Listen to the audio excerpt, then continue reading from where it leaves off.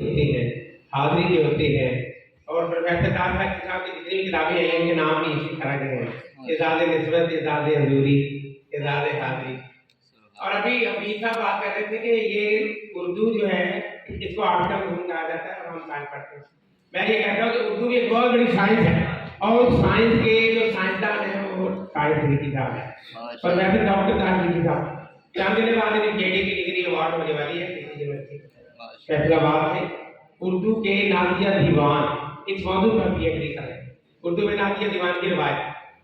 تو ڈاکٹر طاہر ذکی صاحب کے کریڈٹ پر ایک ایسی اور کتاب جس میں 555 سے بھی زائد نعتیں ہیں جس کو اسواق نعت کہا جاتا ہے،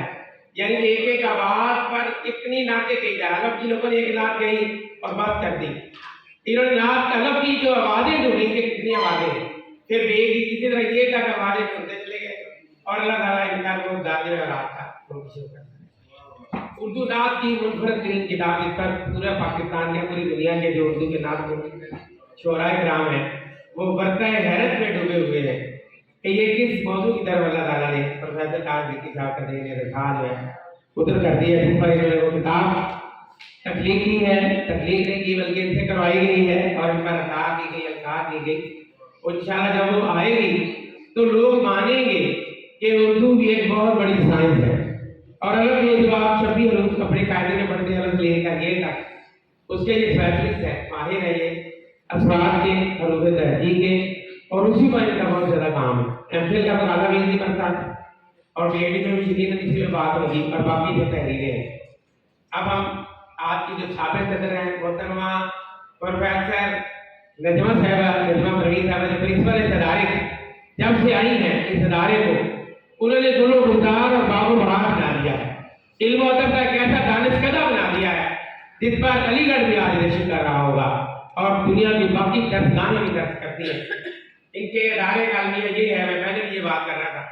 کہ ادارہ بھی ایک بورڈ بدل کے ہٹتا نہیں تو اس کا نام بدل دیا جاتا ہے، اور ہماری جو پوری اسٹیشنری ہے، جتنی کتابیں ہیں جو رجسٹر ہیں جو سرکاری ہیں وہ سارے بدلنے پڑتے ہیں، پچھلے سارے جو ریکارڈ ہیں وہ خراب ہو جاتے ہیں۔ ہم لوگوں کو بتا رہے تھے کہ قائد اعظم اکیڈمی میں پہنچے تو عثمان صاحب سے جو میسج آ گیا کہ پیکٹا ہے، اس نام میں ہرا رہے کہ پیکٹا کیا ہوتا ہے، تو نام ایسے دے دیتے ہیں جو شاید آپ کو بھی سمجھ میں نہ آتے ہیں۔ تو میرا یہ کتابہ تھا پہلے بھی تھا کہ ادارے کا نام کبھی نہیں بدلنا چاہیے، ادارے کا نام وہی ہوتا ہے۔ اب آپ علی گڑھ کا نام لیتے ہیں تو سر سید احمد خان، علی گڑھ یونیورسٹی سر سید احمد خان آپ کا نام دینے آتا ہے۔ اگر ہم اس کا نام بدلتے رہیں گے تو 100 سالہ، 2300 سالہ، 1000 سالہ روایت خراب ہے۔ ہمارے کالج کا نام انہوں نے بدلا تھا، پہلے تھا گورنمنٹ کالج احمد آباد، پھر government post graduate college Ahmedabad رکھا گیا، پھر ایک حکومت آئی ہے کہ جی پوسٹ ہٹا دیں۔ آپ اندازہ لگائیں پوسٹ کا لفظ ہٹانے پر کروڑوں روپے کا بجٹ خرچ ہوا ہے پورے پنجاب میں۔ اسٹیشنری نہیں بنی، بسوں کے اوپر سے وہ پوسٹ ہٹا رہا تھا اینٹ کے ساتھ کر کے۔ میں نے کیا ہوا، کہتا نئے لکھنے پر وہ اتنے پیسے لے رہا ہے، پرنسپل صاحب نے کہا اسی پر روڑا پھیر دو، پوسٹ پر روڑا پھیر دیا، اور کتنے پیسے دے کر ہم نے بورڈ لگوایا اوپر گورنمنٹ پوسٹ گریجویٹ اگلے دن بندہ بلایا، میں نے کیا پوسٹ کی چوٹا ہونا کتنے پیسے لے گا، انہیں کتنے سارے پیسے دیتے۔ اس طرح بچے جو ہیں وہ پریشان ہوتے ہیں، جو پرانی نسلیں پڑھ گئی وہ کہتے ہیں انٹر کالج میں پڑھے، بعد والے کہتے ہیں ہم پوسٹ گریجویٹ میں پڑھے، آج وہ کہتے ہیں گریجویٹ میں۔ اس اکیڈمی کے تو کئی 100 نام ہو گئے، یہ عالمی ریکارڈ بن گیا اس ادارے کے نام بدلے ہوئے۔ تحصیل آتی ہے ہماری پرنسپل صاحبہ، ہماری بہن محترمہ نجمہ پروین صاحبہ،